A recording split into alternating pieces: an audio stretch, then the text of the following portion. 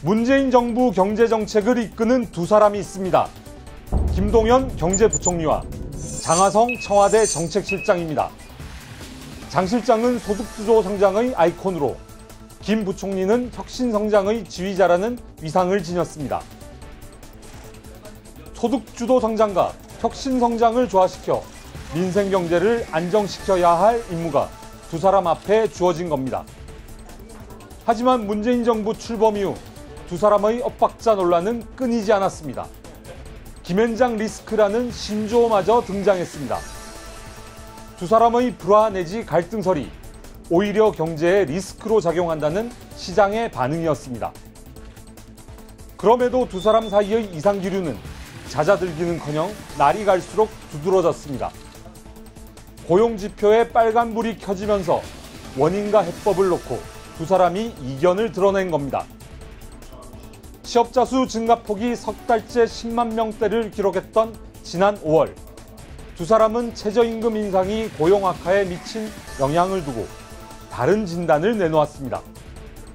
경험이나 직관으로 봐서 최저임금 인상이 고용과 임금에 영향을 미쳤을 것이라고 하는 생각을 하고 있죠. 일부 음식료업을 제외하고는 총량으로 보아도 그러고 제조업 분야 등등에서 고용 감소 효과가 없다는 게 현재까지 결론입니다. 두 사람이 불협화음을 노출한 가운데 청와대는 소득주도 성장에 더욱 힘을 실었습니다.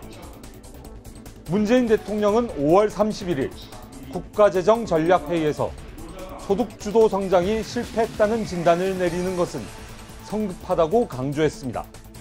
소득주도 성장, 최저임금 증가의 긍정적 효과를 충분히 자신 있게 설명해야 한다. 긍정적인 효과가 90%다. 이를 두고 관가에서는 경제정책의 주도권이 장 실장으로 넘어갔고 김 부총리는 패싱당하고 있다는 얘기마저 나돌았습니다. 그러자 김 부총리는 경제 컨트롤 타워 논란은 실체 없는 그림자 게임에 불과하다고 반박하며 성과로 말하겠다는 입장을 내놓았습니다.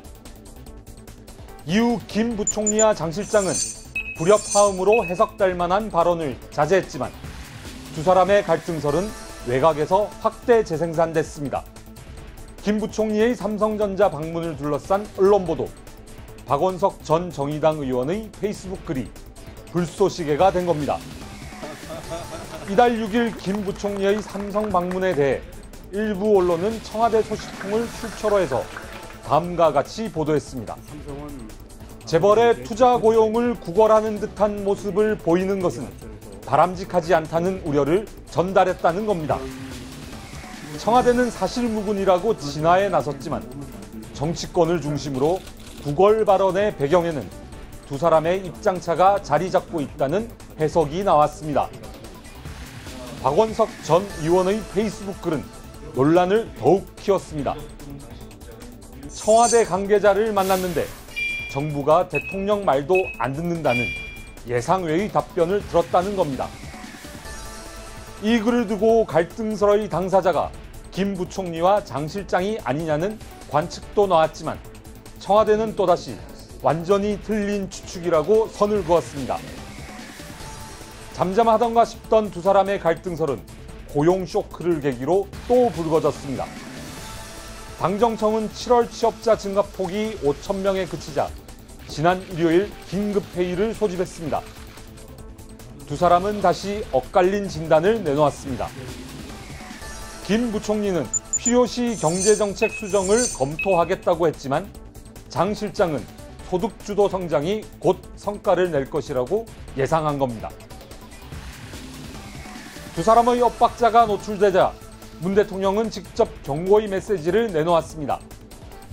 청와대와 정부의 경제팀 모두가 완벽한 팀워크로 어려운 고용 상황에 정부가 최선을 다한다는 믿음을 주고 결과에 직을 건다는 결의로 임해줄 것을 당부합니다. 장 실장과 김 부총리도 다시 한 목소리를 냈습니다.